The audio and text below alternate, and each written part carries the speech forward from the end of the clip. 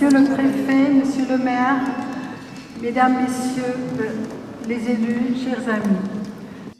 Ses collègues l'appellent tous Minou. C'est une scientifique de haut rang qui vient de recevoir des mains du maire de la ville française de Nice le prestigieux prix Lépine.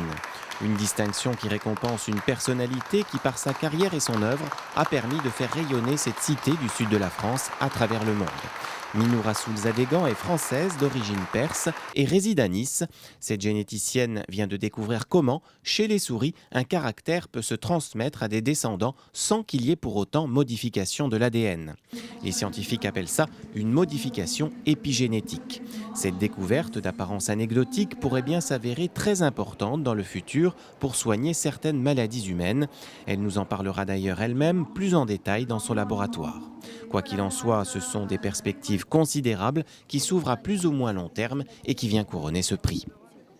Le prix, ça me touche beaucoup. C'est un prix important parce que c'est la ville que j'aime, que j'ai choisi de vivre. Et donc d'être accepté par la communauté niçoise et d'être choisi pour ce grand prix, c'est un grand privilège.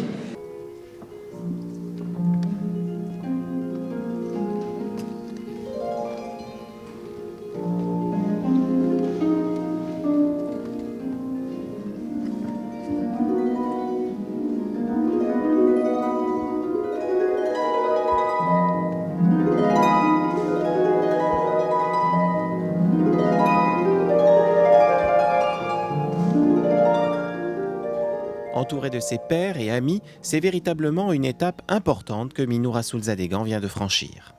Elle a la capacité de s'attacher, de foncer et de développer les choses à partir de là. C'est un personnage tout à fait exceptionnel.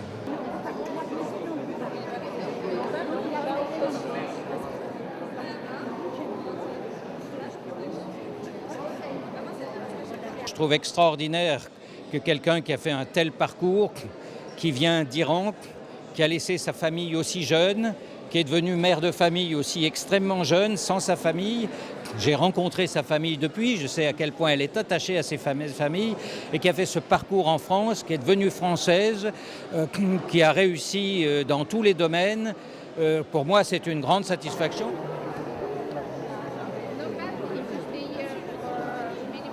Je connaissais Minou Rassoul-Zadegan maintenant pour plus que 25 ans.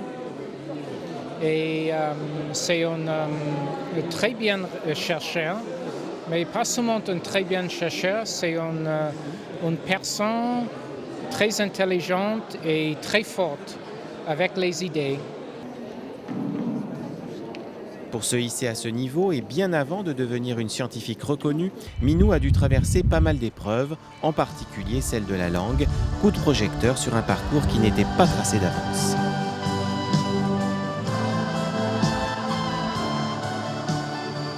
C'était exactement en janvier 1972, via Paris. Je suis arrivée dans cette gare, c'est la gare de Villefranche-sur-Mer. Et avec la couleur de ciel et de la mer, j'ai cru que j'étais arrivée au paradis. C'était fabuleux, cette beauté naturelle mêlée à la civilisation.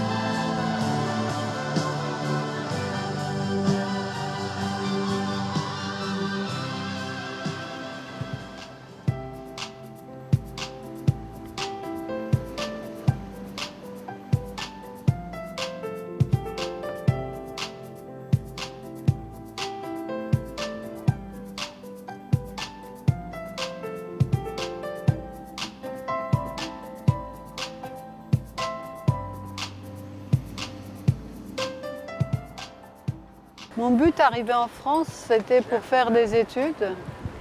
Donc, toute ma concentration, mon effort était concentré sur trouver mon chemin. Et donc, dans le milieu scientifique à Villefranche, j'ai connu des chercheurs qui travaillaient sur la biologie marine. Déjà, il y avait une difficulté de la langue. Je ne parlais pas encore ou même je ne comprenais pas très bien le français. Et on était logés dans les chambres étudiantes à la station zoologique, une station marine qui dépend de l'université de Nice, de Paris plutôt.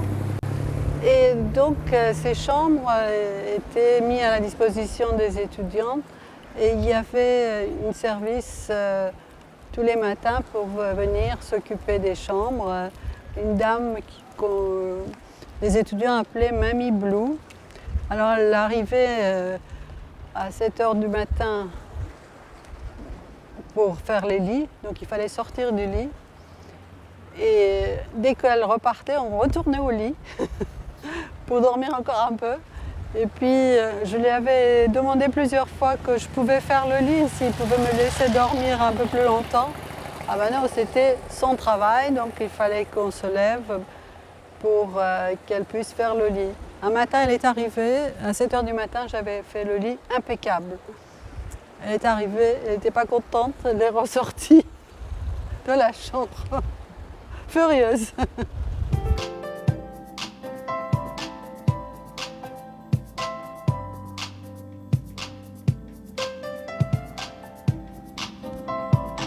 Ici, j'ai rencontré des gens merveilleux, des professeurs, notamment le professeur Cachon et sa femme, où ils nous ont vraiment aidés au départ. J'avais trouvé un petit travail dans leur laboratoire où je préparais des coupes des planctons pour microscopie électronique. Et c'était vraiment mes premiers pas dans l'observation du monde vivant.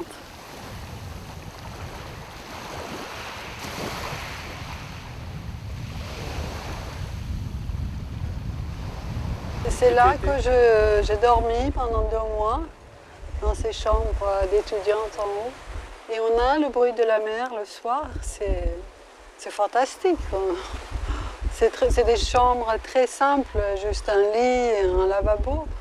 Mais alors le cadre paradisiaque.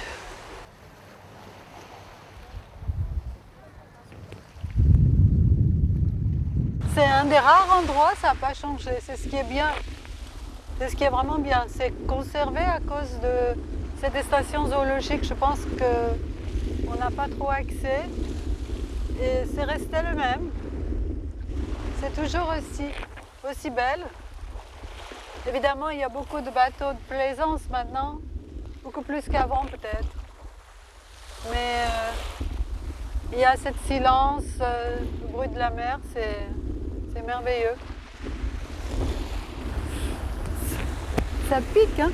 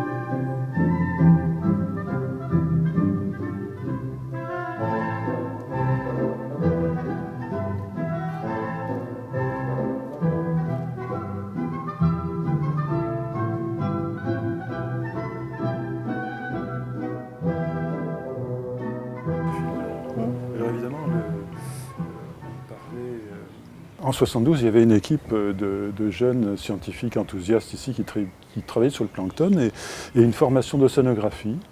Et finalement, à travers les étudiants qui sont arrivés dans cette formation, on a vu arriver une jeune Iranienne enthousiaste, Minou Razousadegan, qui venait apprendre la science, la biologie dans le contexte français, dans le contexte de l'université française. Et elle a apporté des résultats essentiels, avec des résultats extrêmement curieux d'ailleurs, avec l'histoire de la transmission non génétique des caractères. Ça, c'est tout à fait. Non, je pense que c'est bien. Voilà. On est fiers. Hein. C'était des gens très très cultivés et qui travaillaient énormément. Et c'était des exemples d'une vie intense que j'ai eue ici. Et pour moi, c'était ensuite très important pour justement le chemin que j'avais à faire. C'est la question, est-ce que je referais le même chemin? Je pense que la réponse est oui, mais j'essaierai encore plus intensément profiter des expériences ou des gens que j'ai vus. Et peut-être j'étais trop jeune encore et je ne voyais pas sur le moment l'importance. Peut-être je vivrai encore plus intensément si c'est à recommencer. Mais oui, je recommencerai.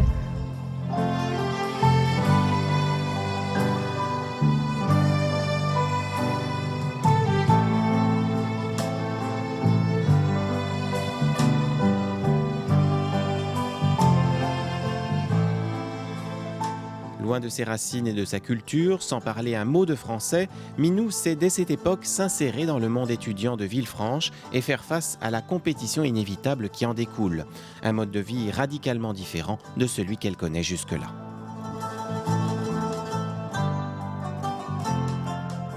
J'étais dans le nord d'Iran, dans une petite ville qui s'appelle maintenant Bandar-e Anzali. Elle a changé de nom après la Révolution, avant s'appelait Bandar-e Pahlavi. Et dans un lycée au nom de Mahdort, j'ai passé mon bac. Et j'étais majeure de ma promotion. Et une fois arrivée en France, à Nice, donc je me suis inscrite en première année de l'université en discipline biologie, où c'est enseigné l'ensemble des matières. En général, c'est un rappel un peu des matières qu'on a eues dans l'année de baccalauréat. Et finalement, je me débrouillais assez bien. Et je m'étais fait remarquer par les professeurs, notamment les professeurs que vous avez vus pendant la remise de prix. Je ne parlais pas encore bien le français. Ça, c'était les difficultés importantes. Ce qui était difficile, c'était la compréhension de la langue plus que la compréhension de matières scientifiques. Le soir, je récupérais les cours des copains et je recopiais pour être à jour sur les cours qui ont été enseignés pendant la journée. Et je ne vous ai pas dit tout non plus, cette première année, donc j'apprenais le français, je faisais la première année d'université. En même temps, je faisais mon fils dans mon ventre. Donc j'attendais mon fils. Quand je me suis inscrite à l'université, j'étais enceinte de 3 mois. Et donc c'était vraiment une vie très intense la première année. La vie à l'étranger, commencer une vie active d'études à l'université et puis une vie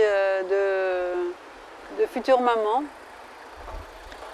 Eh bien, finalement, j'ai eu beaucoup de chance puisque les professeurs ont été très très compréhensibles avec moi, comme ils ont vu que j'étais très motivée et que j'avais une bonne base de connaissances et j'ai répondu bien aux attentes par différentes disciplines. Et bien, en juin, j'ai eu mes examens. J'ai réussi tous mes examens en juin. Et mon fils était né en mars de même année. Donc j'ai pu obtenir ma première année de fac sans difficulté.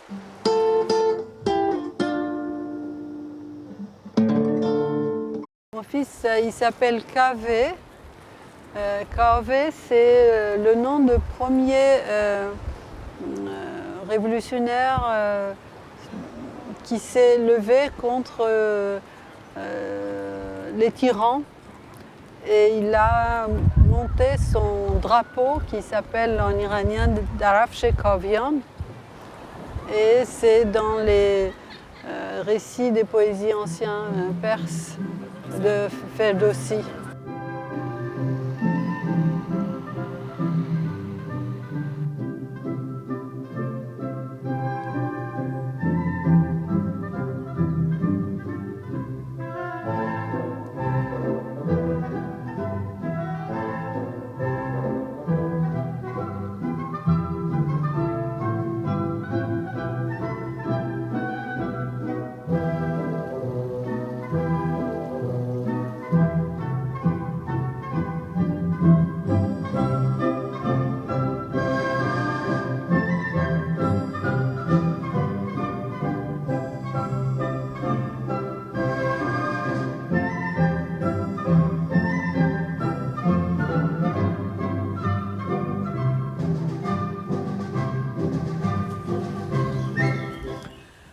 Voilà, là donc, je suis arrivée dans un laboratoire de recherche chez François Cusin.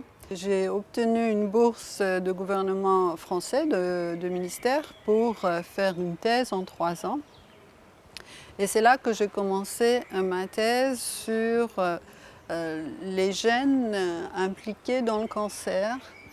Et ma contribution a été de démontrer qu'en fait, ce n'est pas un seul gène qui dérégule la croissance d'une cellule, mais c'est la coopération de plusieurs oncogènes. À l'époque, on était les seuls à démontrer expérimentalement ces concepts. Et puis après, ça a été étendu évidemment par les Américains à des cellules humaines, alors que nous, on l'avait montré chez la souris, qui était le rongeur modèle pour étudier le phénomène de cancérisation. Jusqu'à présent, Minou est toujours étudiante, doctorante comme on dit, et sa situation financière reste précaire. Elle souhaite devenir chercheure et sur le conseil de son professeur de l'époque, François Cusin, elle présente alors le concours au Centre national de la recherche scientifique. Je suis rentrée au CNRS en 1980 comme chercheur et donc c'est comme ça que ma vie française a commencé, puisque après j'ai accepté en 1989 la nationalité française pour être libre, pour voyager et pour présenter mes travaux scientifiques dans les congrès internationaux.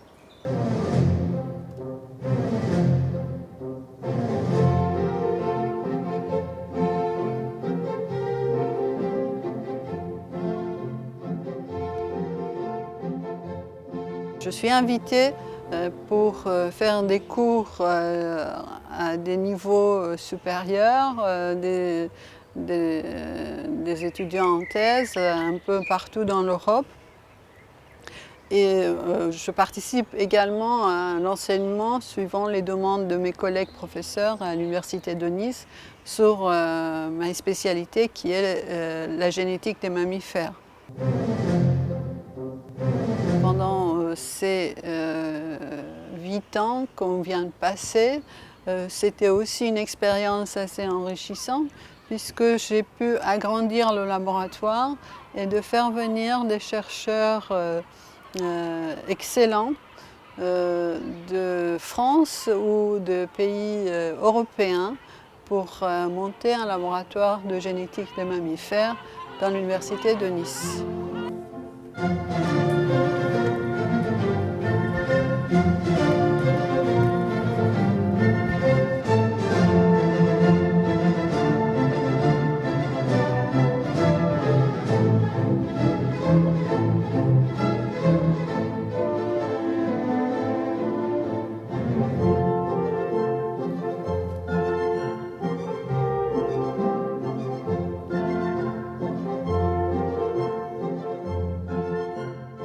Puisque j'ai construit ma vie adulte ici et je ne pourrais pas vivre loin de Nice. Et comme j'ai nostalgie de l'Iran et je retourne régulièrement, Et quand je suis en Iran, j'aime retourner à Nice. Donc je ne pourrais pas vivre retourner toujours vivre en Iran sans revenir à Nice.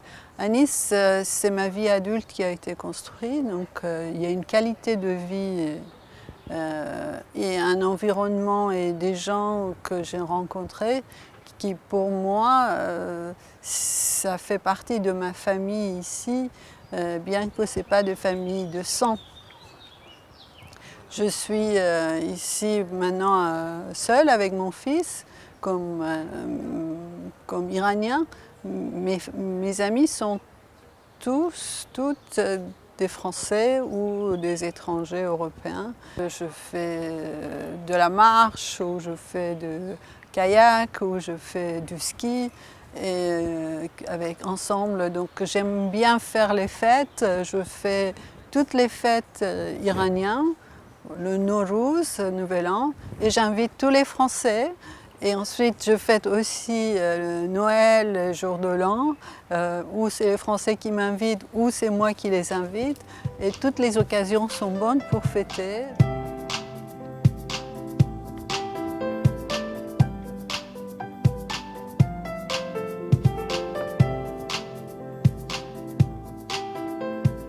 J'ai perdu mon père très jeune.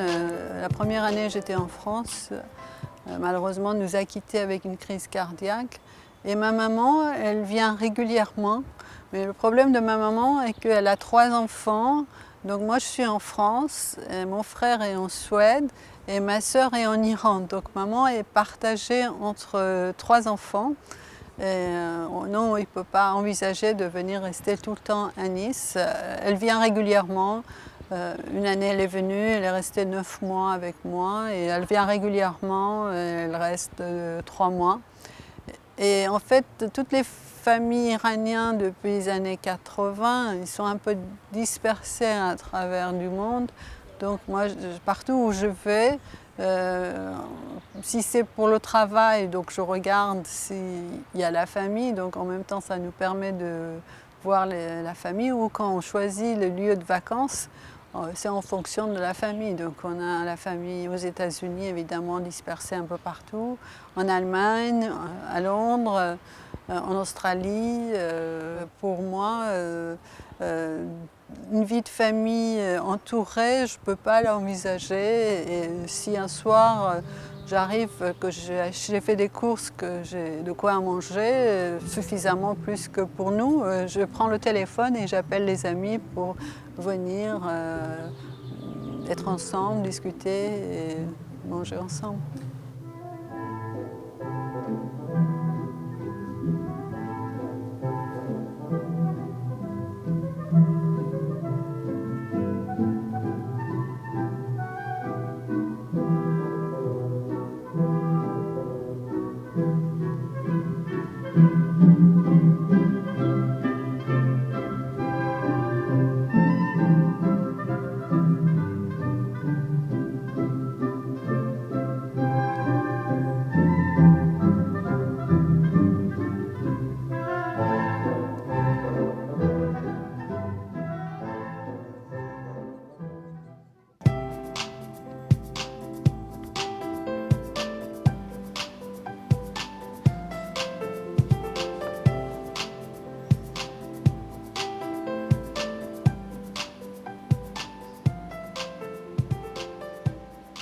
Ah, voilà.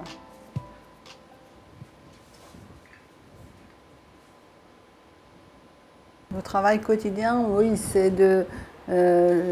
ça commence par une idée qu'on a eue par rapport aux résultats des expériences précédentes qui nous suggèrent un phénomène nouveau. Donc, en fonction de ces réflexions, on planifie une expérience pour répondre à une hypothèse qu'on a formulée. Et, alors on essaye souvent de démolir donc l'hypothèse, on essaye évidemment de penser une expérience, une stratégie qui va le confirmer ou le démontrer son contraire. Et voilà, en fait, on ne fait jamais toujours la même chose. Bien que les méthodes, les techniques sont identiques, mais à chaque fois, c'est pour avoir une réponse. Donc on n'a pas l'impression de répéter la même chose, bien que tous les jours, vous voyez, je mets des souris à coupler et que je récupère les embryons. Mais comme c'est une question différente du jour précédent, je n'ai pas l'impression de faire un travail routinier identique tous les jours. Alors, j'attendais que mon technicien me montre des... Qu'est-ce qu'il y a derrière? Alors derrière, c'est donc une maison des souris, on appelle ça une animalerie. Sont hébergées des souris qu'on a fabriquées, construites ici. Qu'est-ce que ça veut dire fabriquer une souris? C'est qu'on a croisé une souris femelle avec un souris mâle, on a récupéré les embryons et on a modifié l'information génétique qui est présente. Est-ce que tu peux m'appeler Radouin? Oui, je vais chercher.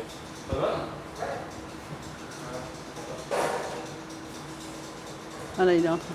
Et pourquoi il y a toute cette protection entre les souris et le laboratoire? Alors, c'est d'une part protéger les souris, parce que les souris de laboratoire sont... Tu as trouvé?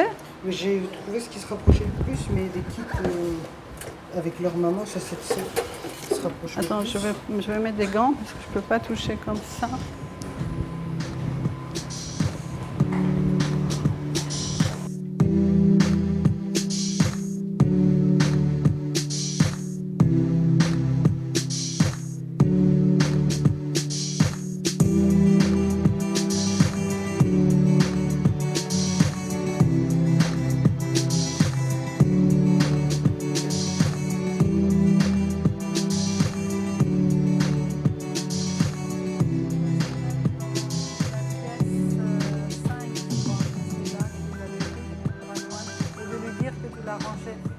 Il est remonté en haut?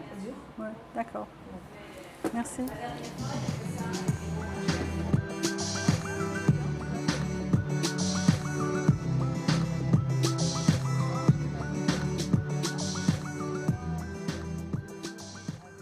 Si je croisais ces souris qui ont la queue uniforme noire et complètement noire ensemble, j'obtiendrai que des souris noires. D'accord? Parce que les deux copies qui sont dans ces cellules germinales, à chaque ségrégation des gènes, vont être transmises de même manière à l'ensemble de ses descendants. Maintenant, si j'ai une souris qui a un gène abîmé et un gène normal, quand je vais le croiser avec une souris qui a la queue noire, on va se retrouver avec des descendants dont la moitié sont complètement noirs et l'autre moitié est mutant, avec la queue blanche. C'est ce qui était attendu par la loi de Mendel. La surprise a été que quand on regardait dans la cage, on avait plus que 50% de souris à queue blanche, ce qui est complètement inattendu et qui demandait une explication. En fait, ces souris ont passé à leurs descendants, en plus de l'information génétique, une autre information que nous avons montrée qui est médiée par des molécules d'ARN qui sont présentes dans les cellules germinales de ces souris.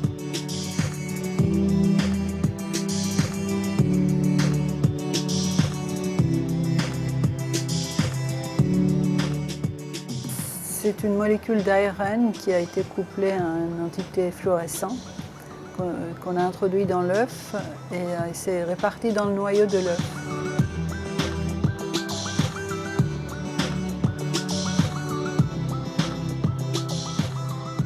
Des expériences, oui, mais des tests qui doivent respecter un minimum les souris, des animaux qui ici semblent bien traités.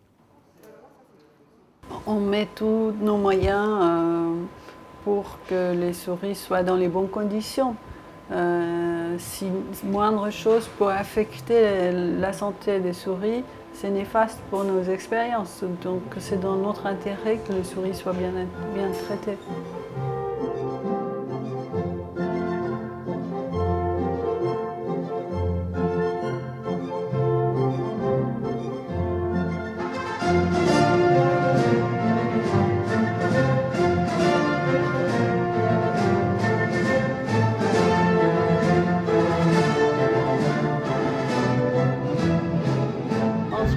Entre midi et 2 heures, je m'achète un petit sandwich et je viens m'asseoir sur un banc et voilà, je regarde les fleurs, il y a le silence. Et là aujourd'hui il y a les enfants, d'autres moments où on a besoin d'entendre le rire des enfants. Et aussi ça me rappelle quand mon fils était petit, je l'amenais dans le jardin très souvent pendant le week-end. Donc j'ai beaucoup de souvenirs ici, avec des amis qui sont venus d'Iran, que j'ai amené, ma maman, ma sœur.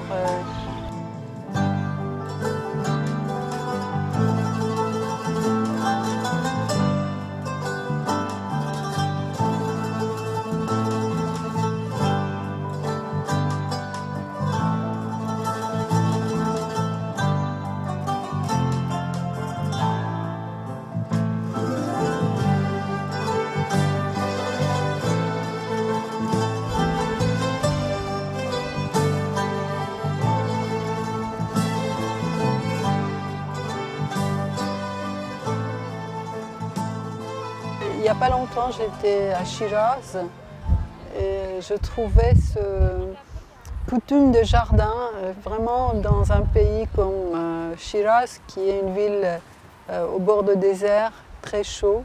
Et quand on se retrouve dans le jardin, il y a cette fraîcheur des plantes qui vous communiquent leur vivacité. Et je pense que ça doit être dans notre tradition en Iran de se retrouver, parce que c'est un pays chaud, et donc de se retrouver dans le jardin pour un peu de réconfort, de chaleur.